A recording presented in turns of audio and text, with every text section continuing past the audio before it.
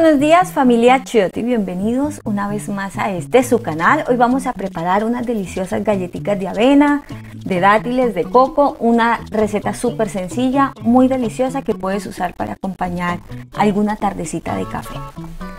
Lo primero que vamos a hacer es calentar media taza de leche de almendra. Yo estoy usando el equivalente a 125 mililitros o 15 cucharadas. Lo vas a dejar como por unos 5 minutos a que se caliente. Luego lo vamos a retirar, pero antes vamos a sacarle las semillas a 4 dátiles.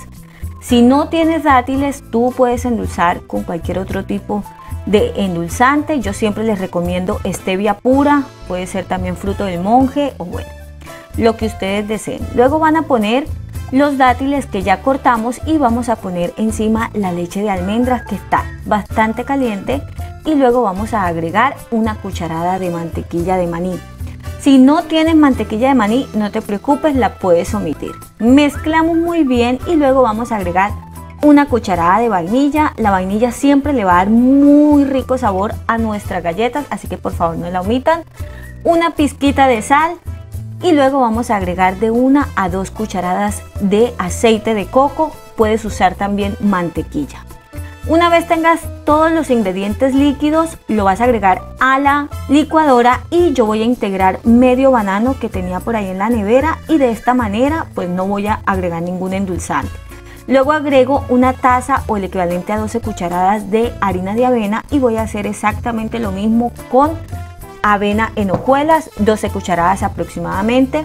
Luego agregamos 2 cucharadas de chía y 2 cucharadas de ajonjolí o de sésamo. Ahora es momento de integrar 85 gramos o el equivalente a 10 cucharadas de coco deshidratado rallado. Esto se consigue muy fácil en tiendas, así que por favor agreguen lo que le da mucho sabor. Media cucharadita de canela y un poquito de nuez moscada para resaltar todos los aromas y sabores de estas deliciosas galletas. Vamos a integrar y luego yo voy a poner un puño o el equivalente a 30 gramos de uvas pasas, para que al morderla siempre tengamos ese saborcito tan rico de las uvas pasas. Puedes utilizar higos deshidratados también, que le da muy buen sabor. Ahora, así como lo tengo, voy a agregar toda la mezcla que había llevado a la licuadora y vamos a empezar a integrar. Acá mientras yo sigo integrando, te invito a que me regales un like o a que te suscribas si aún no lo has hecho y actives la campanita en la función de todos.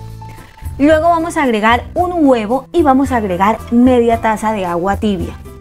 El color de esta agua es así porque lo que hice fue barrer un poco los residuos que habían quedado en la licuadora. Seguimos integrando y ahora es momento de agregar o de añadir a la mezcla unas nueces picadas, unas nueces troceadas. Tú puedes usar almendras, puedes usar lo que tú prefieras y termino de agregar el resto del agua tibia que me había faltado.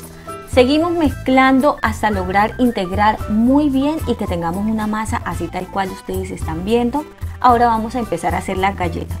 Las puedes hacer con una cuchara normal, las puedes hacer con una cuchara para helado como lo estoy haciendo yo, o las puedes hacer incluso también con las manos. Te puedes poner un poquito de harina y las vas haciendo.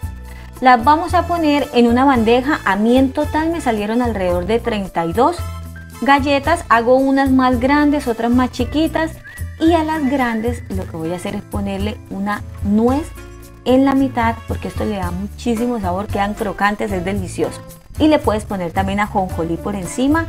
La llevas a un horno que está precalentado por 20 a 25 minutos y después las vas a dejar 5 minutos a que gratinen por encima.